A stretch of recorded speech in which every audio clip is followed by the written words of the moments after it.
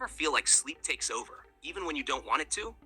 Narcolepsy is a neurological disorder that disrupts the body's natural sleep-wake cycle. Key symptoms of narcolepsy. 1. Excessive daytime sleepiness. Imagine feeling uncontrollably sleepy, even in the middle of your day. 2. Cataplexy, a sudden loss of muscle strength, triggered by strong emotions like laughter, surprise, or anger. 3. Sleep paralysis, a terrifying moment when you can't move or speak as you're waking up or falling asleep. 4. Hallucinations, vivid, dreamlike experiences that occur when transitioning in and out of sleep. What causes narcolepsy? It's often caused by a lack of a brain chemical called hypocretin, which helps regulate sleep. Can narcolepsy be treated? Though there's no cure, narcolepsy can be managed with medication, lifestyle changes, and good sleep habits.